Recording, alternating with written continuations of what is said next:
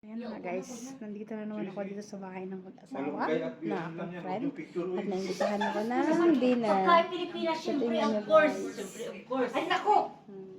Meron pa palahan, yung beetroot ni Ate Susan. Pansit nila, tsaka tinola. Yung beetroot diba? ng salad. Wala pa naman sila.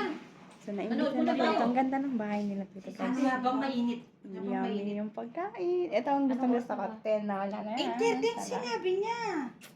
O, diba? So, nantay lang namin si Ate Susan, ang aming ate. Wala pa. Kaya nanood kami dito sa kanilang living room.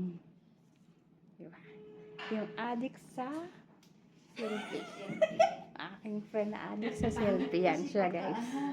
So, antayin natin. Kasi parating na yung aming ate. Hi, guys! Ayan na yung Ate Susan namin. Ay, si celebrant ko. Ate to, ang aming Ate, ano birthday mo, ate? Celine. Happy birthday lang ka. Birthday mo. Yung aming ate. Hintay namin si Ate Ate, happy Susan. birthday. Ate ng lahat. Ayan. Kain tayo mga langga. Ang dami nilang padala, oh. Kain tayo.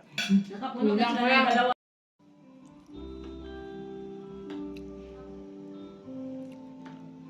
Langga.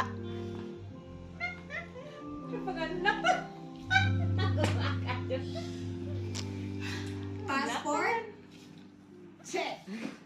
Plane ticket? Check. At hotel reservation? Check. Ayan na eh, ready ka na talaga lumipad. Ay, naku anak. Ano ba naman yan?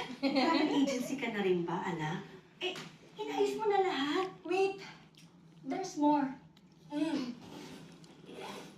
Happy birthday. Yan yung may birthday. Oh, cheers. Yan. Yan. Inom. Kasi yung may-ari ng bahay. Yung lasinggera yan. Uy, budang. Ano siya si? Yan, lasinggera. Basta taga Bohol. Basta. Uy, budang ko. Yan, thank Walang you. exempted na to kay taga Bohol. Sa maraming food.